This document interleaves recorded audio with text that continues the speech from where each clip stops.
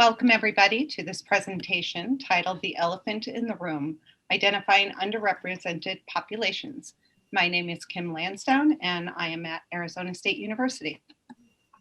Hello everyone, I'm Dina Brulles and I am the Director of Gifted at Paradise Valley Unified School District in Phoenix, Arizona, and I also teach at ASU. Hi everybody, Jack Naglieri, and I have a research professor position at the University of Virginia. Welcome.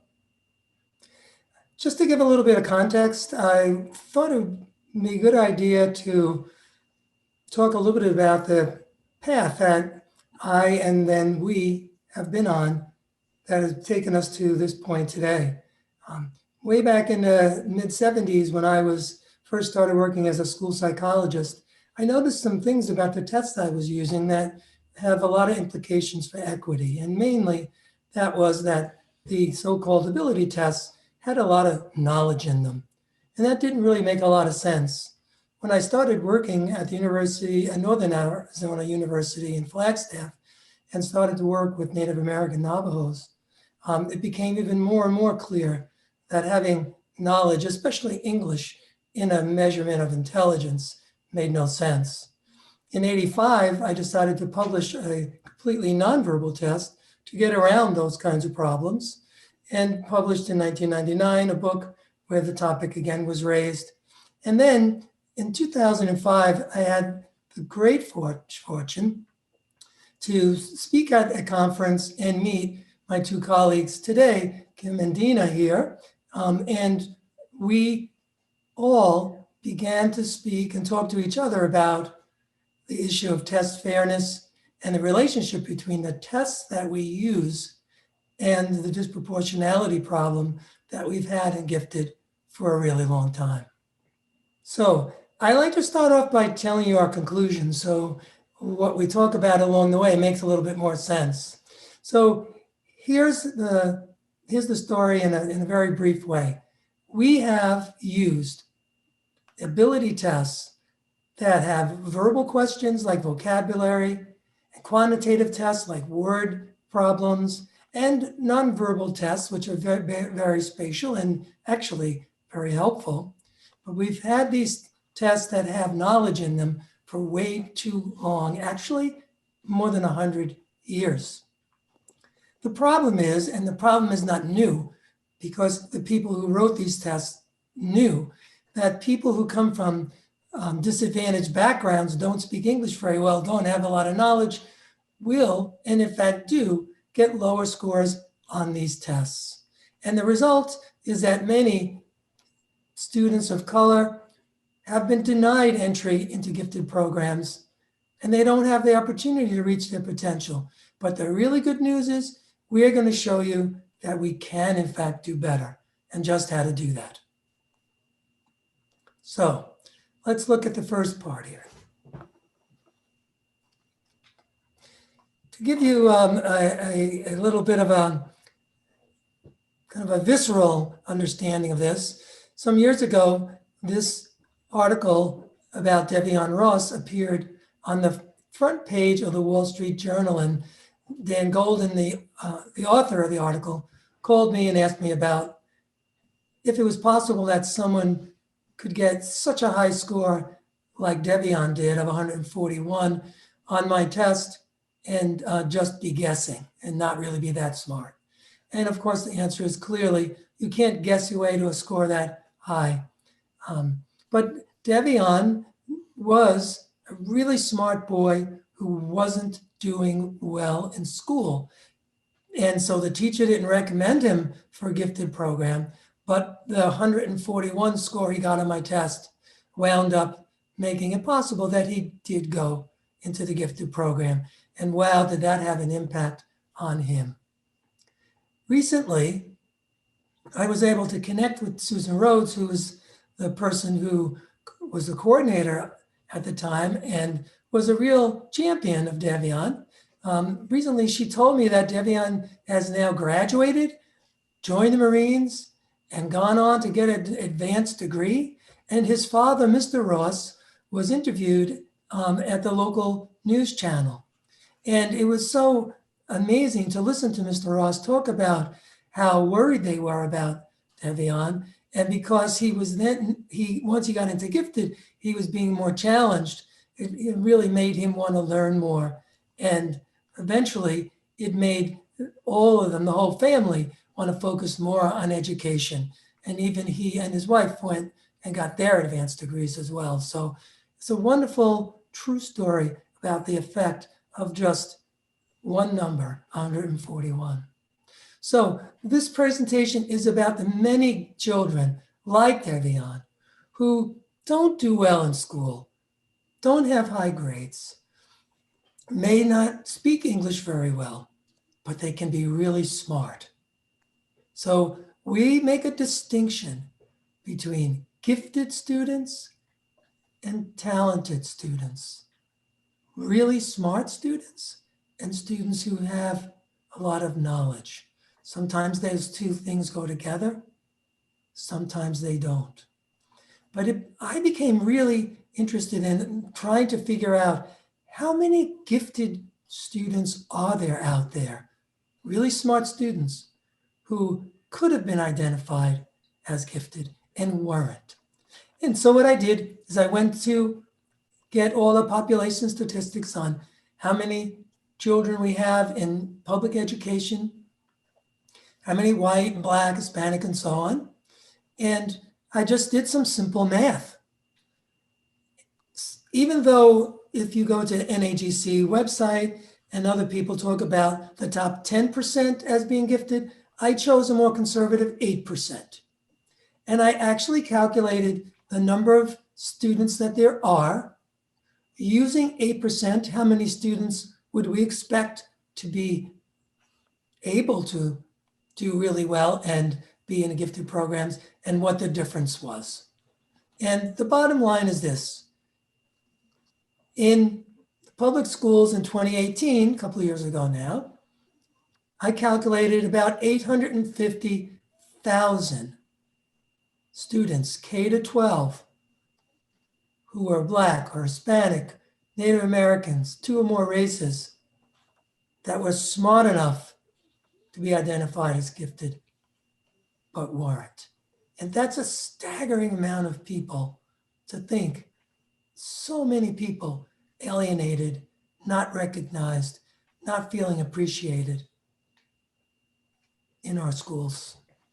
Now, the problem is very much related to the content of the tests that are often used to decide who's smart enough to be called gifted. Tests like the Binet, the WISC, and the COGAT, especially the COGAT, which is the most widely used test for identification of gifted children, followed by the WISC, and then followed by the NNAT, which of course is my Naglieri Nonverbal Ability Test.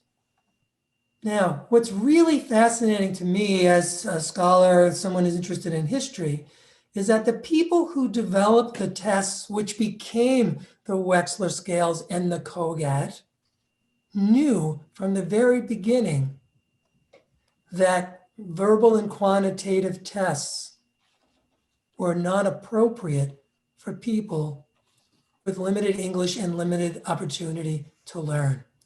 In fact, on page 19, Yoakum and Yerkes' book about the AMI testing program, which Wechsler used as his starting point to create the WISC.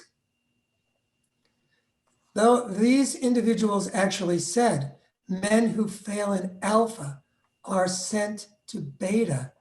That's alpha is the verbal, beta is the nonverbal, in order that injustice by reason of unfamiliarity with English may be avoided. Just think about that for a moment. This is not a new problem.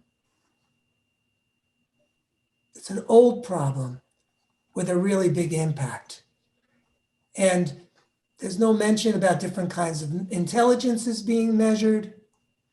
What's clear is that it was a social justice issue 100 years ago, and it's a social justice issue today, especially where we are in our society today. And if you go back and read Joe Matarazzo, who wrote with Wechsler many years ago, he too said, look, it's really clear. The verbal tests on the Wechsler are have too much knowledge in them, and that poses a problem. Okay.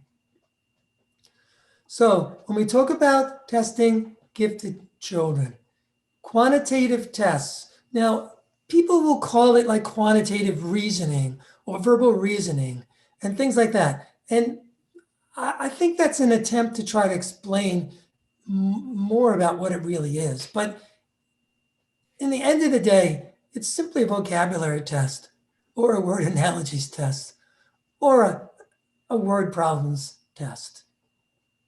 And we can do better.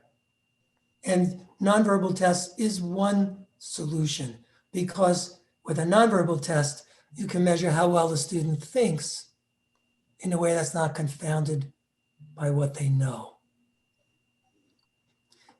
This recent study of the tests that he used to identify gifted children, the COGAT and the WISC, the Naglieri nonverbal, third in line, and then the Woodcock, the Iowa test of basic skills, and the Otis Lennon. So if you look at those 6 tests, only one of them measures thinking that's not confounded by knowing. All the others are confounded by the verbal instructions, sometimes the verbal instructions, even to some of the tests that are called nonverbal. Sometimes our verbal instructions are so filled with verbal concepts, it's a huge obstacle. The content of the actual tests, and as it relates to the WISC or the Woodcock-Johnson, a verbal expression required. So there's 3 problems: the content of the tests, the content of the directions, and the content of the response for the individually administered tests. Now, it's really very important to understand that the standards for educational and psychological testing define equity in a very important way that's different from test bias.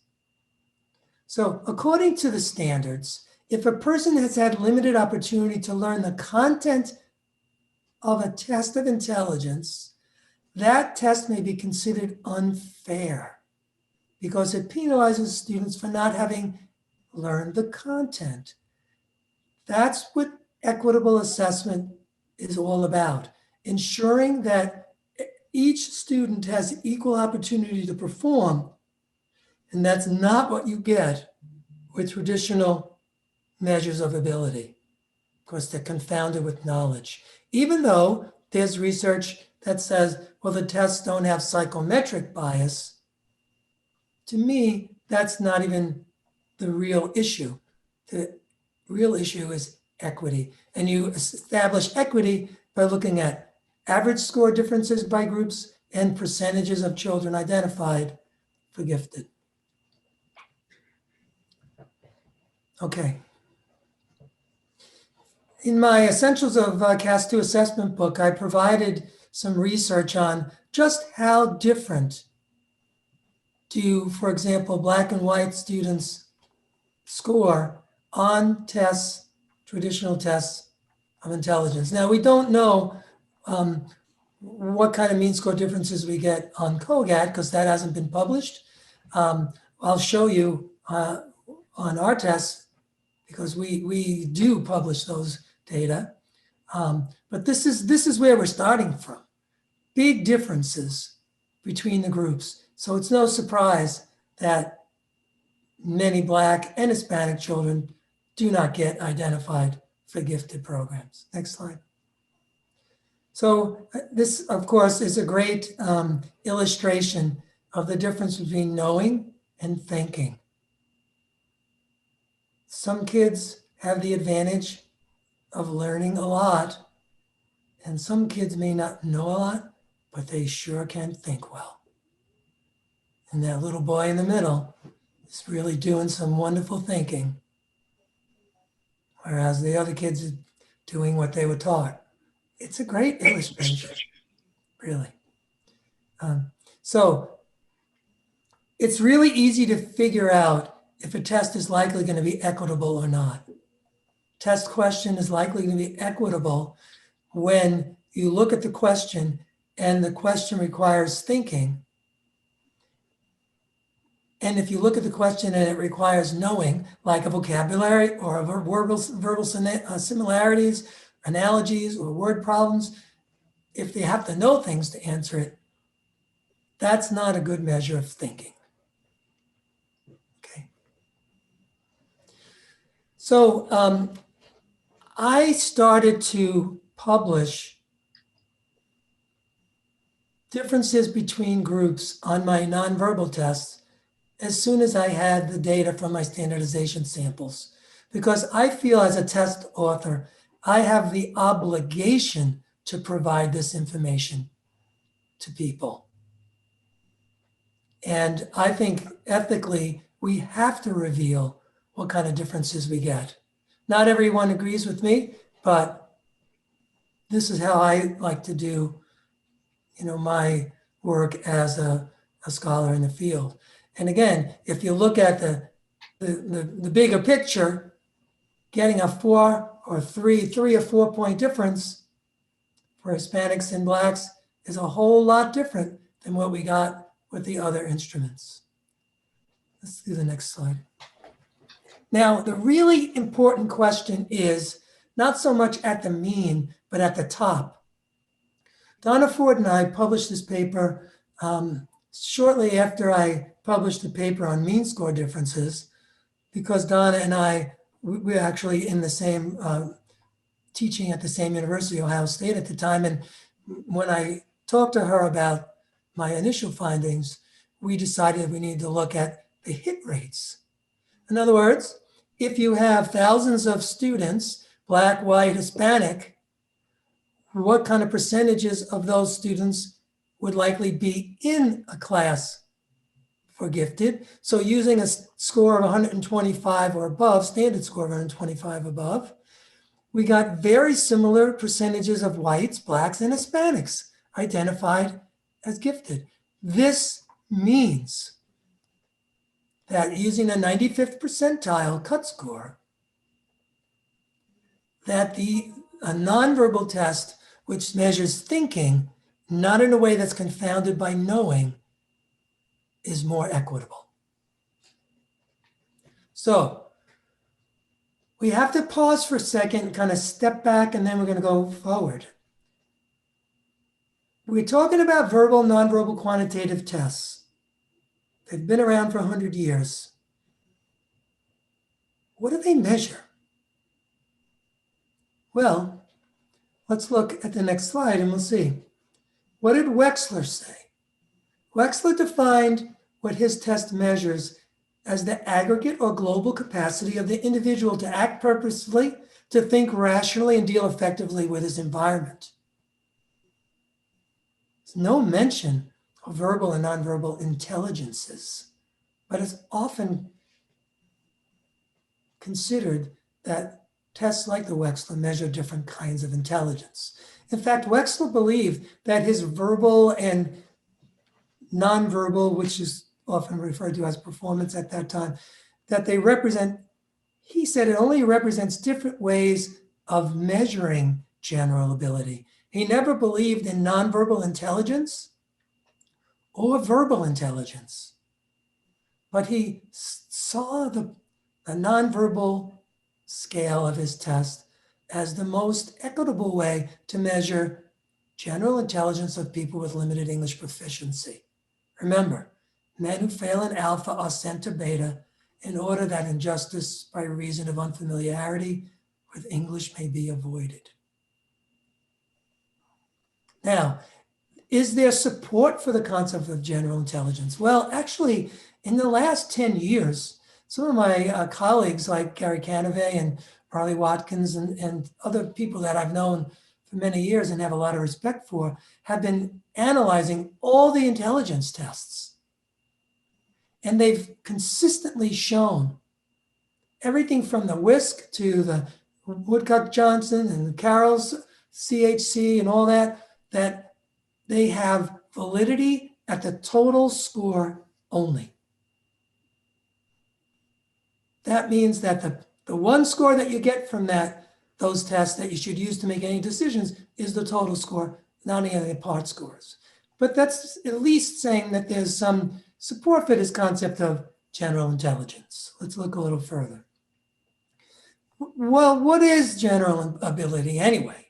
So when Dina and Kim and I published our Helping All Gifted Children Learn book, we tried to come up with a definition that is easy to understand and also rather accurate, and it is.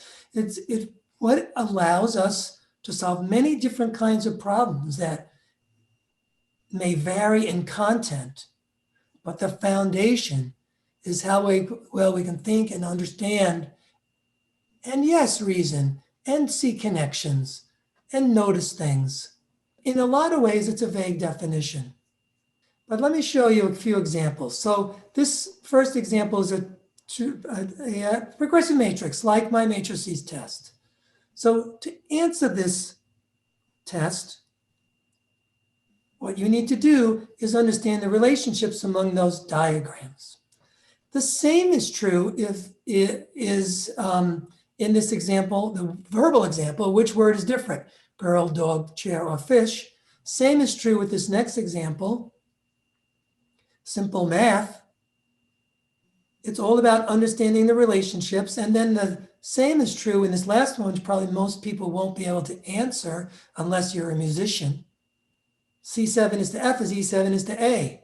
Being a musician for many years, I don't even have to think about it.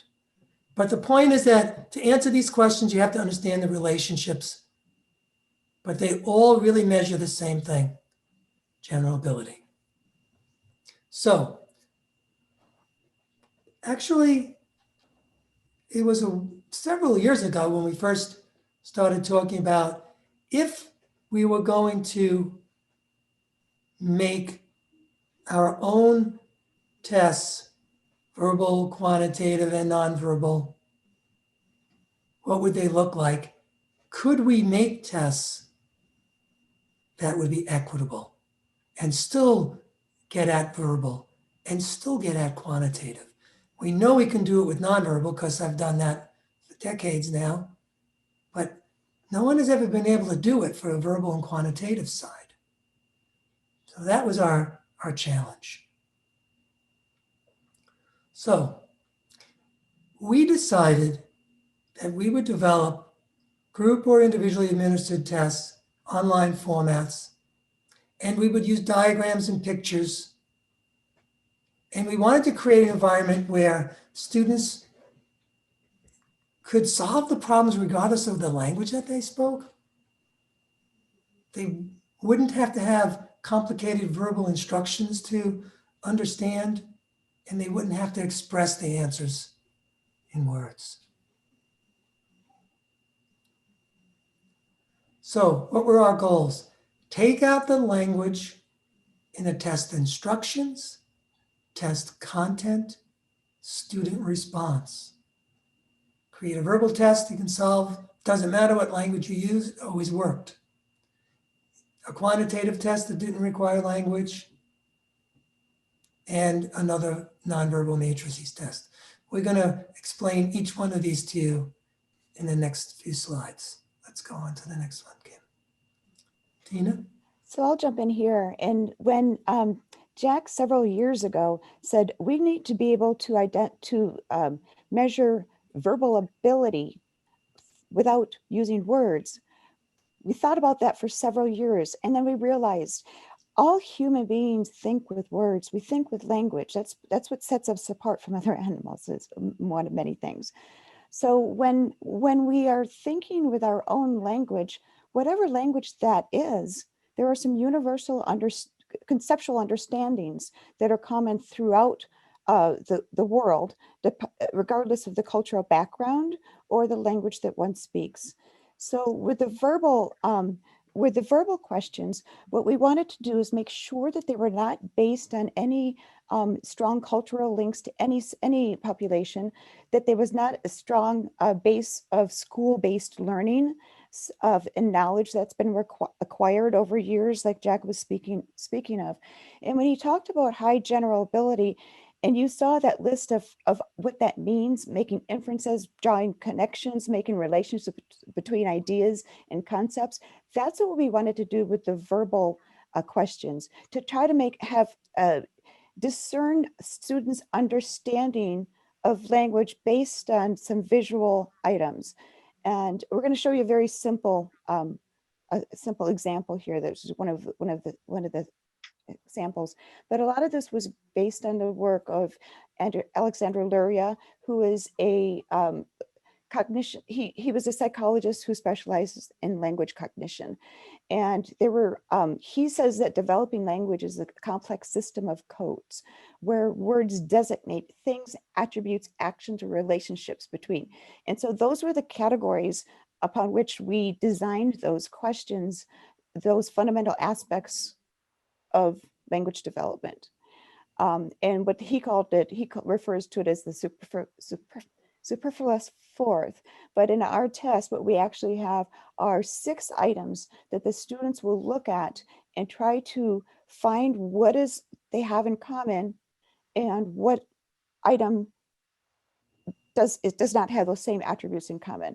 So so it's really interesting listening to the students solve these problems, because they have different approaches and ideas and find different connections. And so what we're looking for here is the most prominent connection or variance from the conceptual understandings that the others have. So this test also develops or is able to measure a high ability, verbal ability with children as low as kindergarten age and throughout high school. So this is another really important aspect of all the 3 of these tests, is that they're administered without any language, as Jack was saying, but also without any words. It walks the student through how to solve those problems. When we looked at the verbal study, and it was a significant sample size, but the really amazing thing is as a gifted coordinator, this is what we are always looking for: tests that do not have bias against gender, race, ethnicity, and parental education level. And there was negligible differences between any of these groups: gender, white, Black, and Hispanics, or the educational level of the parents. That truly gets us to think about how the child is thinking, and regardless of the preparation experiences they may have had prior to taking that test. So the nonverbal measure, just very briefly, it's similar to nonverbal tests I've published in the past in that we have a matrix. I wrote all new kinds of items, and they're actually quite different, but really basically get at the same thing: understanding the relationships, the patterns that exist in this nonverbal environment. So the way that these animated instructions work is the student clicks on it. So we show the child thinking, looking at the options. Oh, that must be the answer. And then moving the mouse over, choosing the wrong one so that we can see how they can change their answer. That's why I did that. Finding their answer and then going to the next one. So we've just explained to the student what they have to do. Works the same for the verbal video and the quantitative. So this video demonstration is really a great way of communicating the task. Now, in the second study that we did, so we showed you the verbal results. This is the second study for the nonverbal results. Again, a great sample size. We get no gender differences. I found that before. We get no race, ethnicity differences. I found that before. And no parental education level differences. So once again, we've replicated the first study. We've replicated using different content, same basic idea, general ability.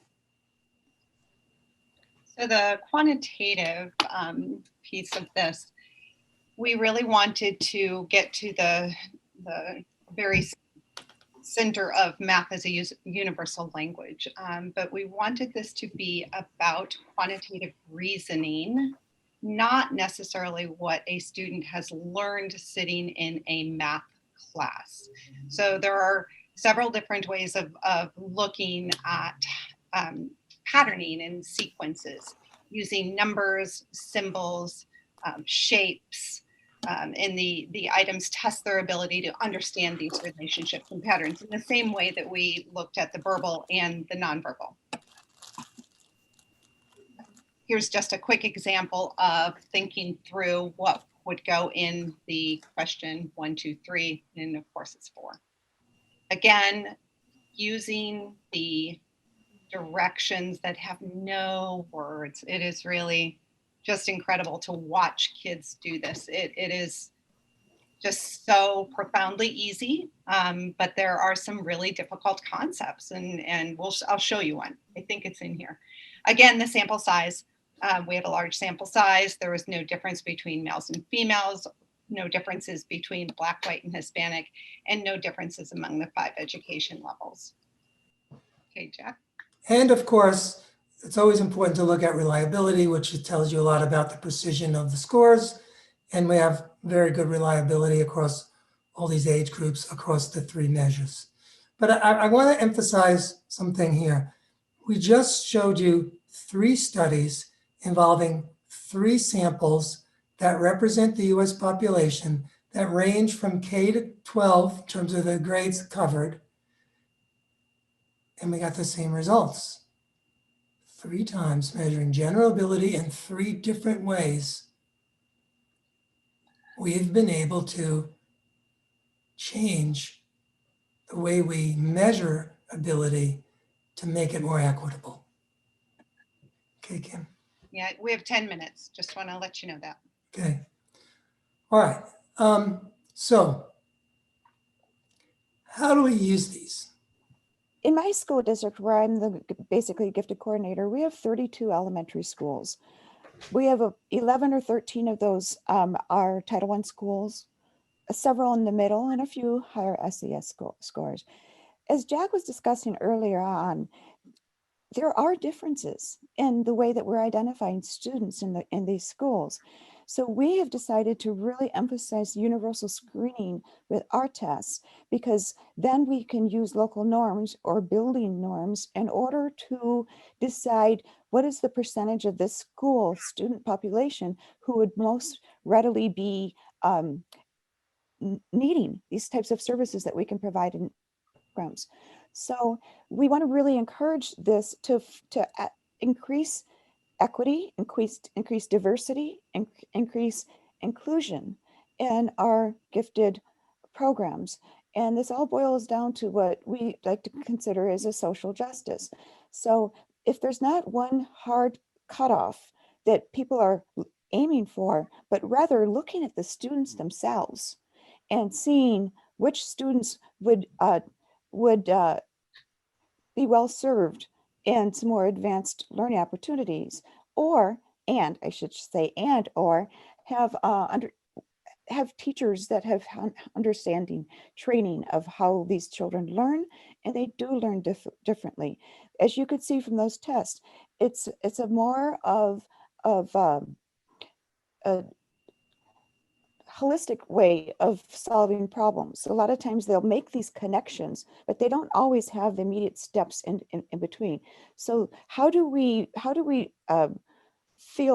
work against that system? And that's by really trying to give everybody the opportunity to show how they think using some of these tests, which is the universal screening part, because a lot of gifted programs, as most of you know, are filtered by what teachers or parents who want see in their children, but not necessarily, they're not necessarily looking at high ability, but they might be looking at achievement. So we want to take the achievement out of that, and we can do that better by using universal screening and using code norms. So one of the things that I always like to do when we're in person is to really have some people, raise their hands if you are having this kind of an issue. And so I think that it's important to stop for just a moment right now and ask the question to all of you: how many of you in your district, in your school, have a concern about the representation of minorities in your gifted program? And second question, does the population in your gifted program look like the overall population of your school or your district? We've been doing this a very, very long time, Jack, Dina, and I, and we can probably guess that your answer to those questions is that it does not, your gifted program does not look like your overall population. And yes, you do have a concern about the representation of minorities in your gifted programs.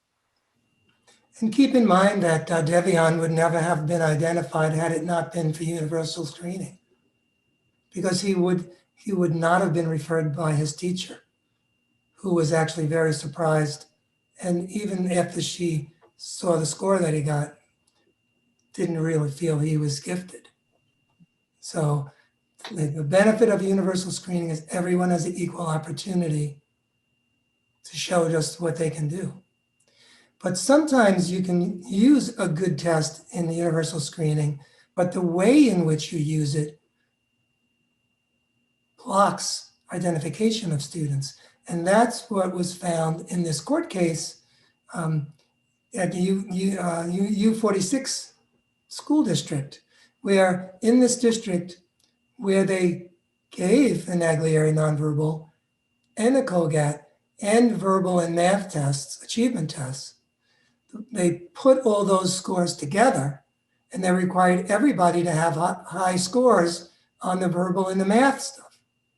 So no one should be surprised that in that district with 42% Hispanic children, only 2% of gifted were Hispanic children, because the way in which the data were interpreted, the way in which the data are aggregated, however you wanted to think about how the data were put together, blocked the students from being identified. And the ruling from the judge was very, very clear that the district intentionally discriminated against the Hispanic students by emphasis on the verbal and math scores and achievement measures, and too little reliance on the nonverbal test score.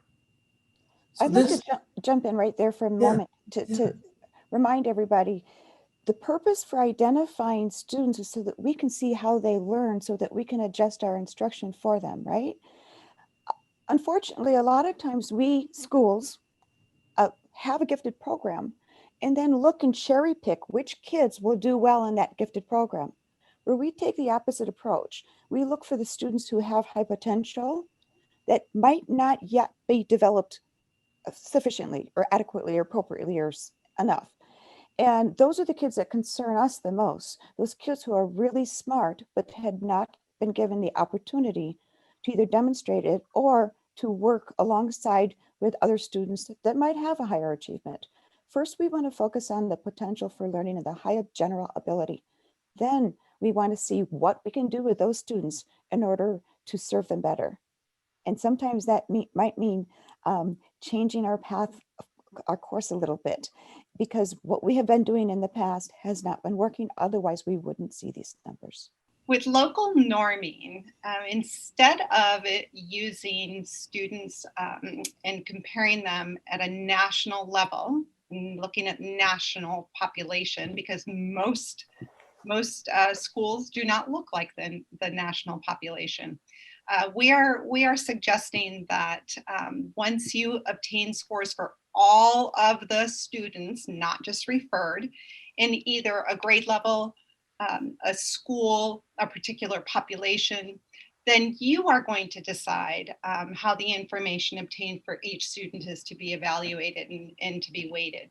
It's up to your decision-making, your local decision-making, rather than looking at the national scores.